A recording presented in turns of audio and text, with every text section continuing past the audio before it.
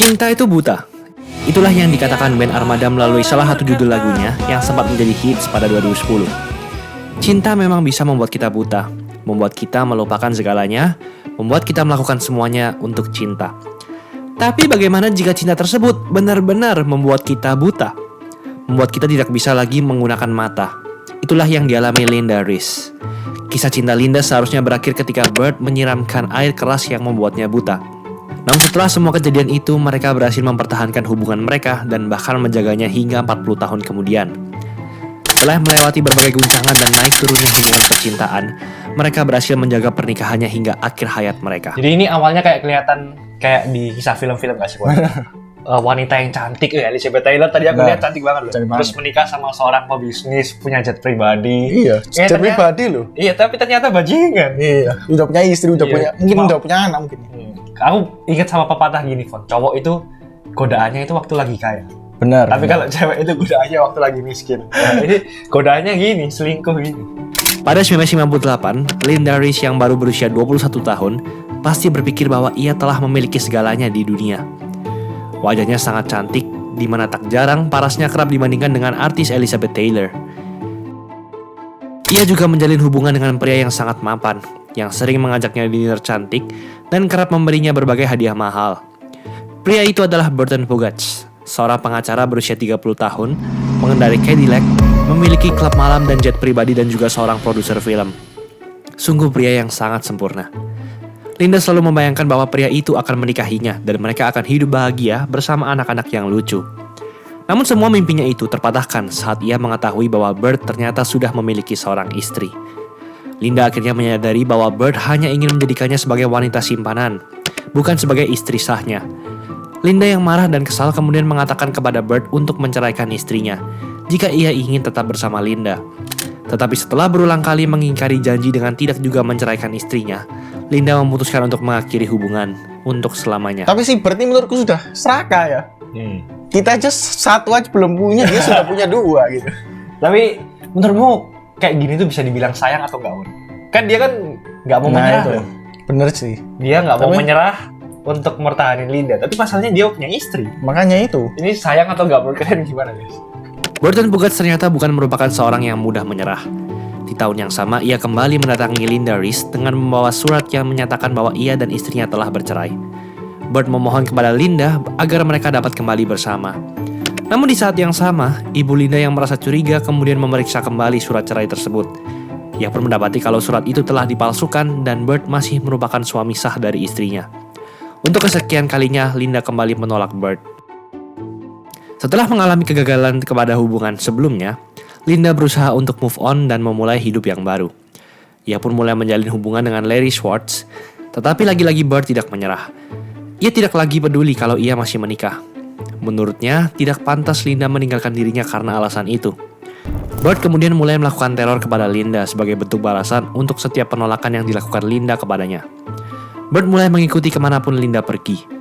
Sambil bersembunyi di semak-semak, Bert akan menguntit kemanapun Linda berjalan. Ia juga mempekerjakan seseorang untuk melemparkan batu ke jendela rumah Linda dan kerap mengirim ancaman kematian melalui telepon. Khawatir akan keselamatannya, Linda memohon perlindungan kepada polisi setempat, tetapi mereka menolak ikut campur. Dengan segala gangguan dan ancaman itu, Linda tetap bersikeras untuk menikahi Larry dengan harapan bahwa Bert akan menyerah dengannya. Namun tentunya Bert tidak menyerah. Mengetahui bahwa Linda telah bertunangan dengan Larry, di malam pesta pertunangan, Bert menelepon Linda dan mengatakan, "Jika aku tidak dapat memilikimu, maka orang lain pun tidak. Dan jika aku melepaskanmu, berarti tidak ada lagi orang yang menginginkanmu." Linda yang ketakutan kemudian berusaha menghubungi polisi kembali. Namun lagi-lagi polisi menolak turut campur. Menurutmu Bert ini lama-lama jadi kayak psikopat ya? Benar. Dikejar terus dan yang ngerinya lagi dia itu kan kaya.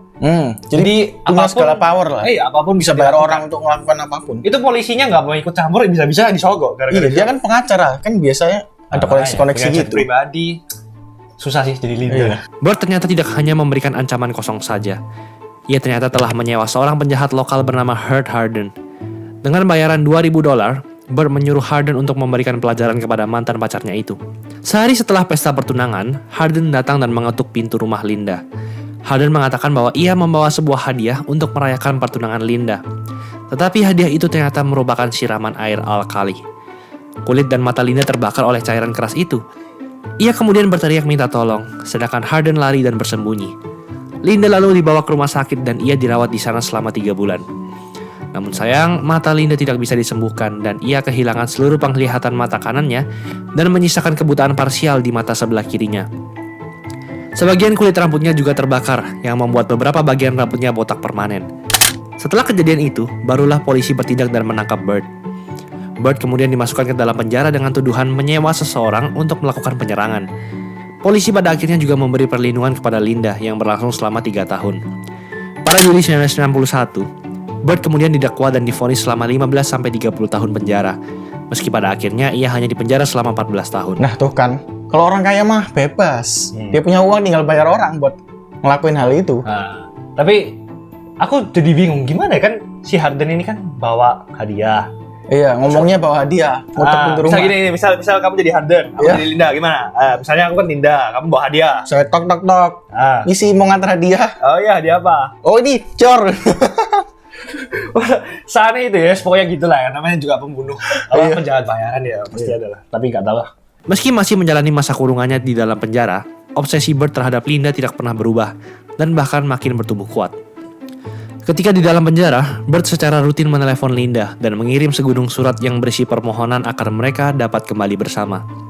Hal itu pun terus berlangsung hingga Bird mendapatkan pembebasan bersyaratnya pada 1974. Bird yang sudah bercerai dengan istrinya dibebaskan dari penjara dengan syarat tidak diperbolehkan melakukan kontak dan bahkan mendekati lokasi dari Linda.